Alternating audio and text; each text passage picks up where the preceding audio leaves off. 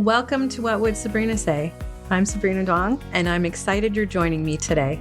In this podcast, I dive into mental health topics on relationships and overall well-being. With over 20 years of experience as a licensed clinical social worker, I share insights and invite expert guests who are passionate about making a positive difference. I started this podcast because I was frustrated with the often misleading or recycled information in social media involving self-help and the mental health field. My goal is to provide you with genuine, useful content that's educational and informative. Thanks for tuning in. I hope you find our conversations both enlightening and empowering. I'm glad you're here.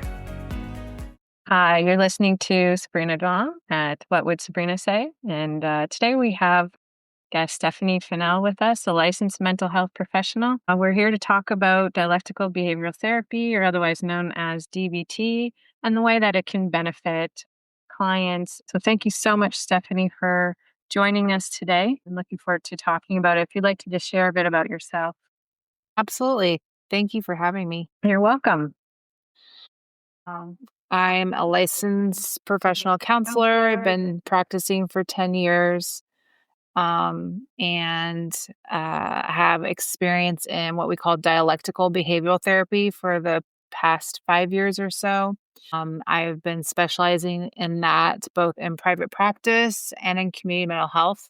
I left community mental health a couple years ago to become more specialized in working in DBT full time, both in private practice and within an organization. And so, yeah, it's been really a journey of figuring out what I'm passionate about.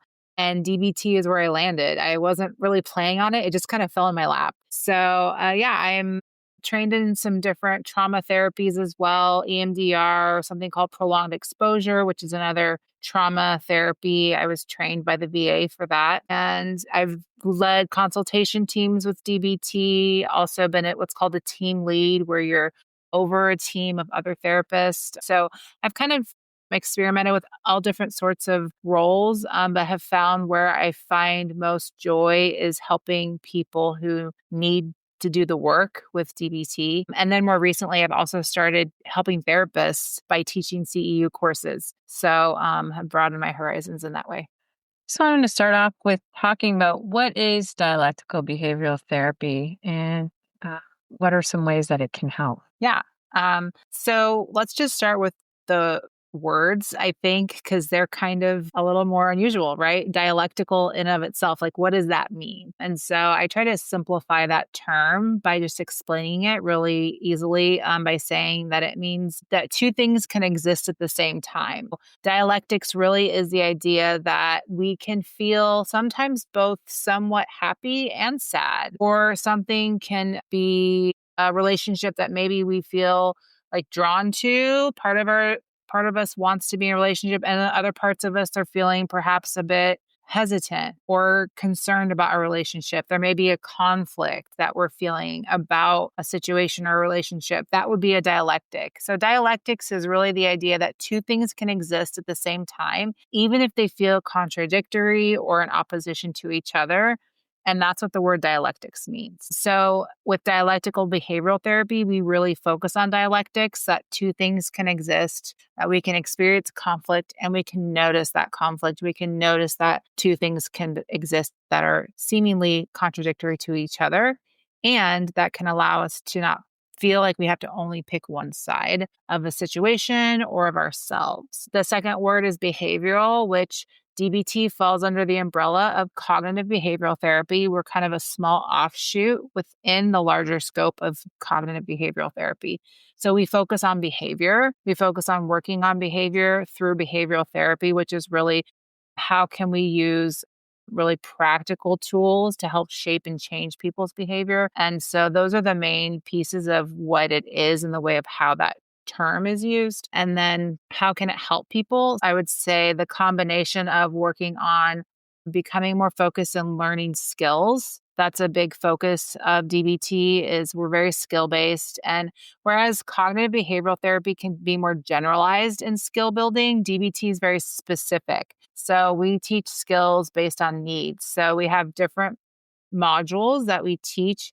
And when we have a 2-hour skills group that we have our clients attend, and those modules are very focused. So we have different areas of struggle or issues or problem behavior that someone might have. We teach them specific skills. So when they're going through a certain type of issue or problem, they know what kind of skill to use instead of applying the same skill to all areas. So I think when someone has problem behaviors and they maybe aren't finding effective treatments with more generalized treatments, DBT is more specialized and specific.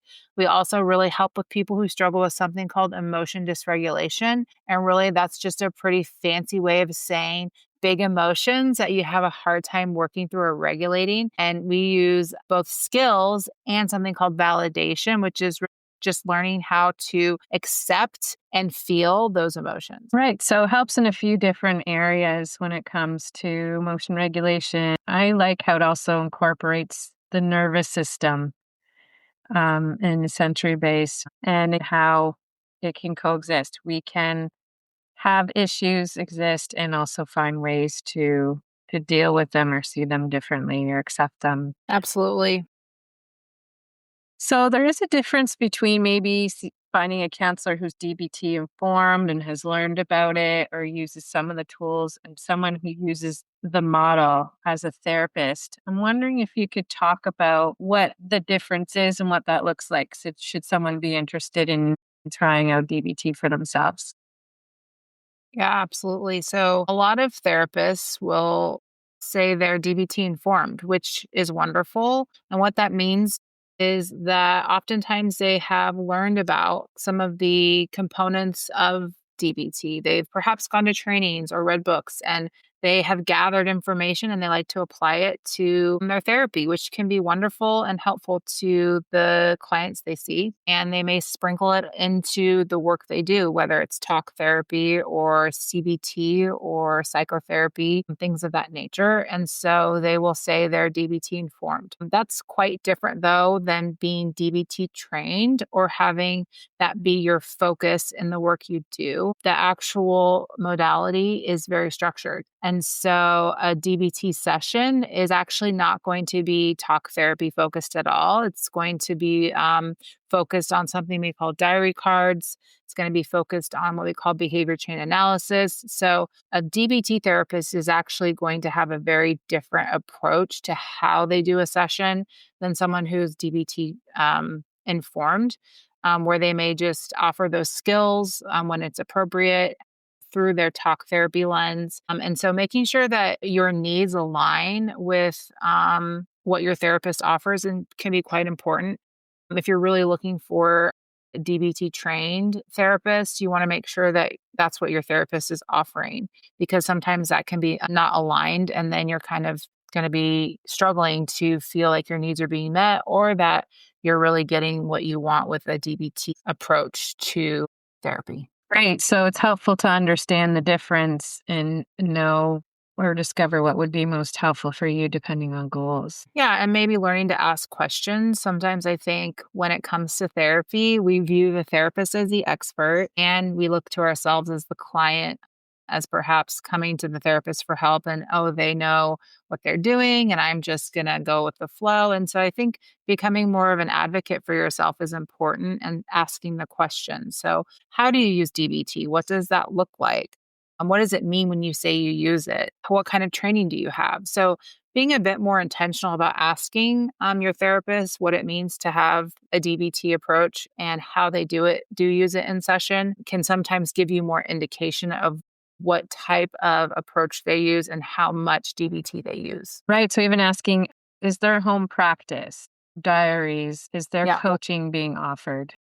Good. Yeah, that's another point of coaching calls. A true DBT therapist is going to provide coaching calls. All of my DBT clients have coaching calls with me. I assign them homework every week. That's something else you're going to get with a DBT therapist. We're going to go through the workbook. There's going to be skills that you learn every week. So it's going to be a lot more rigorous. It's kind of like going to school. It's just DBT school. So while there's value in talk therapy, I've gone through talk therapy myself. I appreciate it. It's just a little different than a DBT structure. Right. And then wondering, how can dialectical behavior therapy help with maybe different diagnosis? So someone maybe who's diagnosed with borderline personality disorder, I'm wondering if we could talk maybe what that is and how it can be helpful. Yeah, I think knowing about BPD is the first step.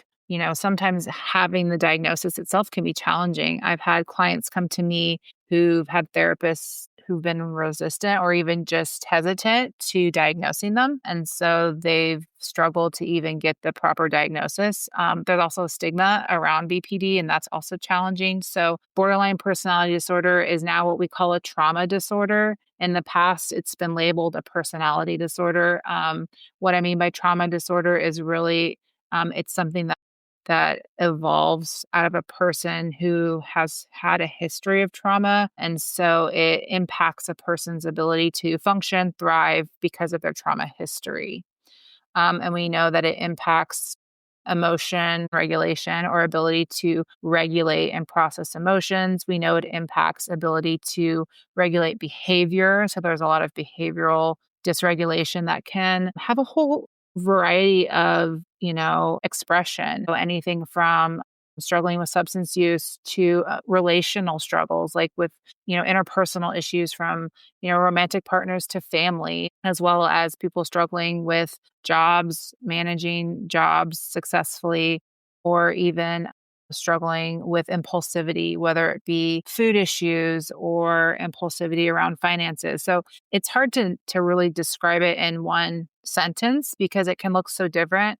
Another thing I like to say is it's a spectrum. There can be a whole gamut of how it is expressed in a person. So it's not a one size fits all. And so I've had some clients who can be what we call like high functioning and whether that they live, they have high successful jobs. They are able to maintain their lives in a very successful way. They still struggle. And they struggle with self-harm. They struggle with suicidality in the way of having urges, but they're able to mask pretty well in their jobs. And then I have other clients who struggle with keeping jobs successfully and they have a substance use history and really struggle to keep a lot of those stable pieces in life. So BPD is a disorder that can really impact life differently for different people. And we know it starts typically in the teen years, not always, and it can take quite a while to get diagnosed. Right. I'm wondering if we can talk further about how dialectical behavior therapy can help with suicidality. And I know that's a hard topic for Yeah. people to discuss, but people do have thoughts of suicide and hmm a stressful time, especially the holidays. And it might be helpful to hmm share how dialectical behavior therapy can help with those Yeah. thoughts. Yeah, I agree. This can be a vulnerable time of year for a lot of people. The holidays can be really challenging. For some people, it's a positive time of year. For others, it's a vulnerability. And a big reason that dialectical behavioral therapy was even created was for suicidality. And so, unlike I would say traditional therapy, psychotherapy, a lot of the function of it with suicidality is to reduce people's urges and to reduce the vulnerability for wanting to die, which we know is helpful. We know that serves a purpose. I would say what sets DBT apart is we really work on creating a life worth living goal, and then we work towards that goal. So we're not just trying to reduce the vulnerability of suicidality, right? We don't want people to die. That's important. And we also want to create a life they want to live. Because when people struggle with suicidal urges, it's not just about trying to reduce that vulnerability. It's, well, what's the point of reducing that vulnerability if they don't have something to want to live for? And so we really try and increase that motivation so that we're looking forward and towards something, not just reducing the safety vulnerability of suicidality. And what's helpful about this model of intervention is that there are steps, there are processes to help work through. It's not short term cookie cutter. It is a commitment as well. Yes, most definitely. And I don't think I even answered your question about BPD, which I got very focused on the diagnosis because I'm so passionate about it. BPD really is a diagnosis that people struggle to find success with traditional therapy in. And so dialectical behavioral therapy is the only therapy that is actually evidence-based for borderline personality disorder. So for people who have that diagnosis and want to find breakthrough, want to find benefits of change, this is a therapy for them. This is what they're going to find actually helps them to get well. And for people who have that disorder, it can be its increase of suffering is so significant because you just feel stuck. And when you're seeing a therapist year after year and you're not getting well, it becomes so discouraging. And so this therapy is what has been created for this population specifically to help them actually have hope that they can get well,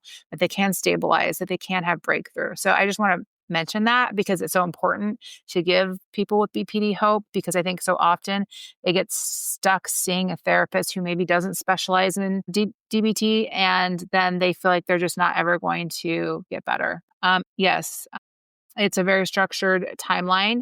We ask for a year commitment on the front end. Now, if you need more than a year, you can re-sign up, but we ask for that commitment. It's not like talk therapy where you start, and then you kind of stop when you want, right? It's just kind of free flowing for the most part. You know, asks for a year commitment when you start seeing your therapist. Whereas with DBT, after you do that initial we call it 4 sessions of orientation where you really learn about the therapy, what it means. We want to make sure that clients are fully aware of the commitment they're making, make sure it's the right fit for them. Then we ask for that year commitment, mainly because we want to make sure that we're in it together, because it is a lot of work and it is a big commitment. And so yeah, there is a timeline, and then we reevaluate. So that's what we call stage 1. Stage 1 is where we work on those behaviors, those unhelpful behaviors that our clients are trying to work through. And then what we call stage 2 is where we work on the trauma that kind of set our clients in their patterns to begin with. Right. And dialectical behavior therapy can help not only with maybe a diagnosis of a mood disorder, addiction. I've had, training experience around eating disorder, as well as ADHD, and wanting to see if you're able to kind of, I know we don't have a whole lot of time, but touch on how it might be helpful with addiction or eating disorder. Yeah, that was actually my first experience with this therapy. I was working in outpatient co-occurring substance use disorder treatment. And it was so discouraging because we would have them do the treatment, they would finish, they would graduate, and they'd be back 6 months later. And it was like, what are we doing wrong? Why isn't this working? And so someone suggested, well, maybe we need to learn DBT. And so I got trained in it and we started offering it. And before you know it, clients were getting well and they were staying well. And we were like, this is so wonderful. It's so encouraging. And we had a wait list. And so, yes, this is a very effective treatment for people who have substance use disorder because it's very focused on behavior. It's very focused on skill-based.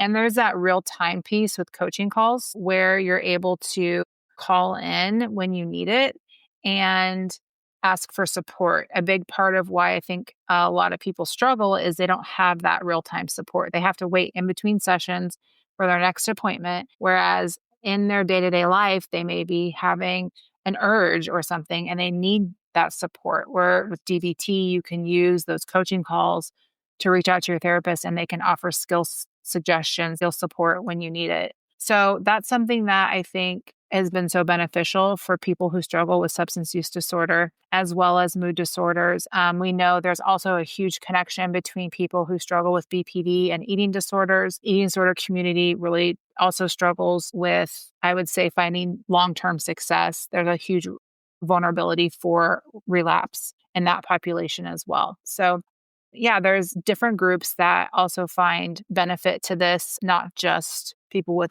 BPD. Yes, and what I really like about this model is you're exploring with the person, let's say how their senses or is there overstimulation, right? Biopsychosocial, looking at, history, socially, what's happening, and just kind of exploring together ways how the body responds, how there's behavior, how we perceive things in our environment, and ways to feel safe. And even using the slogan like life worth living, and, how DBT treats chronic hopelessness is one where you could talk about like, what's that difference between, being able to understand that there's life worth living and being helpless or hopeless about things or hopeful. I think something that I've learned within my work with my clients, specifically in the last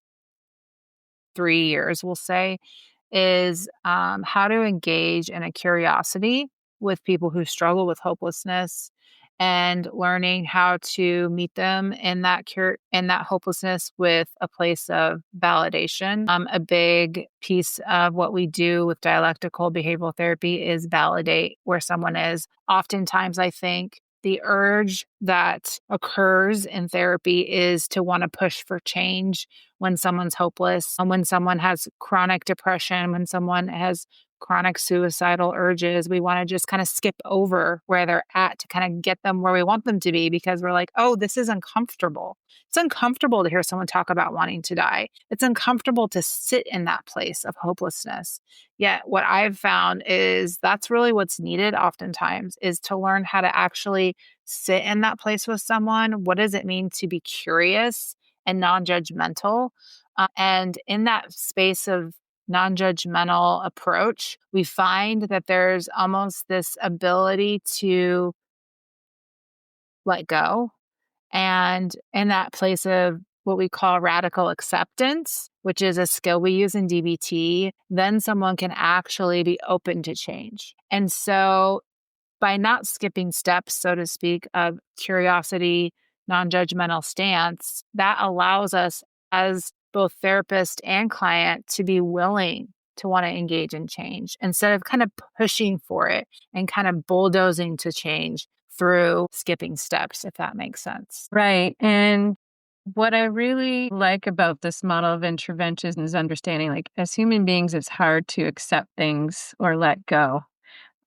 Especially when it's such a stressor involving, relationships, whatever it is, something that we're not wanting to change. And it's a real great model to help with those areas, right? Of accepting and how to sit through uncomfortable feelings and ways to regulate emotions. I'm wondering if you could share a bit about that, how it helps introduce those techniques, distress tolerance, emotion regulation versus maybe traditional therapies. Yeah.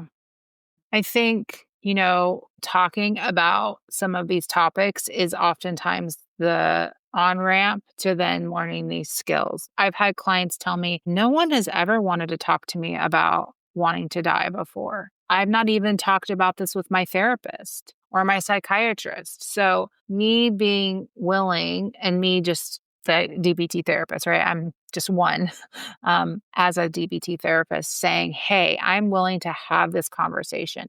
I want to know. I'm curious. I'm interested. Like, tell me more. Actually letting them have a place to open up, I think is the first step to then learning and teaching skills. Because oftentimes people who are suicidal or have those emotional dysregulation issues, they feel so closed off to talk about hopelessness and suicidality that they don't have anywhere else to talk about it. And so there's this like openness to learning skills when they know they can talk about these things freely and even in detail without fear of judgment, without fear of reaction, without fear of hospitalization because they feel safe. So creating safety to me is the first step.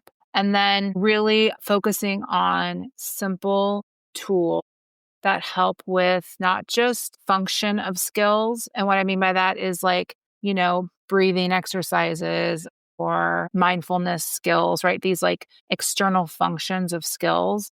Really, step one is how does your body feel and learning to connect to that emotion in your body. With DBT, emotion regulation starts with that kind of stillness of like, what is your body feeling and learning to name your emotion, identify it, validate it, and then learning skills of how to regulate it. Oftentimes we want to skip steps. We want to just push the emotion down and push it away by using skills. And all that does is cause that emotion to come back more intensely because when we push things down and we push them away, they just pop up more intensely later because our emotions have function. And that's a big thing we teach is the function of emotion. What is the function? It's communicating with you. There's a reason you're feeling this feeling. Let's explore that. And that's what we do with a lot of the tools, like we call a behavior chain analysis. We analyze the function of behavior and the function of emotion. That's great. And what I also like about this model is helping a person to navigate interpersonal relationships and may be affected by challenges of regulating emotions or challenges in mood and the chronic hopelessness. And I was wondering if you can touch a bit about that as well. Oftentimes, our emotions, how we're feeling about ourselves, are like a ripple effect into our relationships. And so, with the module we teach on interpersonal effectiveness, we're teaching skills on how to really be more effective in not only communicating what we need and want in relationships, but also getting more of what we want from others. And so it's this give and take of how can I be more effective in communicating limits in relationships and also communicating when I'm having emotions that are uncomfortable for me. And so that module can really help with those emotions in and of themselves. Because if I'm ineffective in my relationships, often that can be a prompting event for my dysregulations. Becoming more effective with the relationships can really help with resolving a lot of the prompting events that activate us when we're feeling a lot of high emotion. So becoming more skillful in our relationships is such a key for all the other areas that we're trying oftentimes to work on when we talk about unhelpful behaviors. So it helps with developing several different skills. I also, find it helps with that acceptance piece using they call wise mind and mindfulness to just be more present, not maybe respond from emotions or maybe react in ways that we're not wanting to. I was wondering if we can talk about what that all means, mindfulness and acceptance. Sometimes those words can kind of be thrown around, but how does it apply within DBT? Yes, I feel as though mindfulness is very focused on in a lot of mental health these days. Yet the approach is oftentimes, I think, the idea of mindfulness can be meditation. That's what we think of when we think of mindfulness. Yet when we teach mindfulness in DBT, it's a whole variety of behaviors, not just meditation. Now, that can be one way you engage in it, but really, when you break down the concept of mindfulness, it's learning to be present in the moment. And there's lots of ways you can engage in being present. And for some, meditation isn't the most effective way to do that. So we try to help our clients find the most effective way for them to learn to be more present. The belief with DBT is that being present in the moment is the foundation and everything else is built upon that. So we teach mindfulness more often than any other skill, because if you're not present in the moment, then how are you going to be effective with your emotions or with other people or when you feel overwhelmed, right? So we really hone in on mindfulness. We encourage practice. Again, that's where that homework comes in, is practicing mindfulness regularly and finding creative ways, not just one way, but multiple ways you can engage in mindfulness day to day. And we really try to encourage it to be a natural, meaning like not something where you have to pull away from your life, but you can integrate it into your life. So it's more natural and not so forced. And so there's lots of skills that we teach in our skills handwork that try and give our clients more insight into how they can integrate mindfulness we call it a practice. I think another thing is people will be very judgmental about themselves, like, oh, I'm just not good at it. And it's like, well, it's a practice. I say, we're not good at riding a bike when we first learn, right? It's something we have to practice until we get good at it. And in the same way, we have to practice mindfulness, especially in a society where we are on technology all of the time and we do so many things that distract us. So mindfulness is something we're just not going to no one's going to really be inclined to, because it's not something that as a society we really value. We tend to try to distract quite often. Yeah, so lots of great tools and ways to practice being more present, more aware, trying things out with intention and helping to improve mood, maybe using different coping tools than in the past. So it's a really great model of intervention. I was wondering, where can people find you to learn more or to connect, or if there's anything else you'd like to share about DBT? Yeah, I have a website, www.smfcounseling.com. And I have a private practice where I offer DBT in private practice.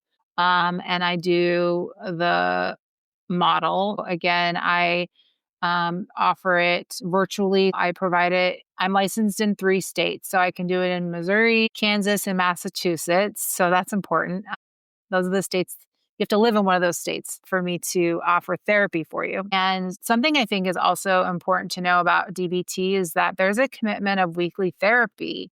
A lot of times when you see a therapist, you go every few weeks or once a month. And so when you tell someone, oh, you have to commit to weekly sessions, they're a little taken aback. Yet the function of that is so important because in order for you to learn skills and to work on some of these behaviors that you want to change, you have to be consistent in seeing your therapist, analyzing your behavior, looking through your diary card, which really is just a way for us to track your emotions consistently. There has to be consistency in meeting. And so that's also a difference, I would say, in DBT compared to other therapies that are perhaps a little bit more free flowing as far as structure. Right. It's a commitment, but a commitment to yourself, right? And making changes that you're wanting to see. And of course you have someone's support, like yourself along the way. And how great to have that coaching piece and to have someone there weekly, working out a different muscle. And fortunately, we lose momentum if life gets busy or things kind of get in the way, and it is intervention. So, it's a bit different than if someone may be coming with milder symptoms of depression versus more severe. Yeah, I would say it's an investment. It's an investment in yourself. And when you may have been stuck, like I've had clients sometimes who've been stuck with some of those same unhelpful behaviors for decades, and they just now have realized they perhaps have BPD and they need true DBT. Yes, it's an investment of a year commitment. And this could break some of those years and years of patterns of behavior that you've wanted to see change, yet you haven't had the tools. So it's like building, we call it a house of tools so that you can then continue to steward that house and care for that home so that you have a home for yourself. And we just want to provide the tools for you to build it yourself. A great analogy. Yeah. And again, like you said, it's knowing that you're worth in the investment in yourself. Thanks so much, Stephanie, for sharing about DBT and the great introduction. I know we could probably have several episodes and talking about the modality, but I appreciated learning so much from you today and look forward to having you on again. Thanks for having me, Sabrina.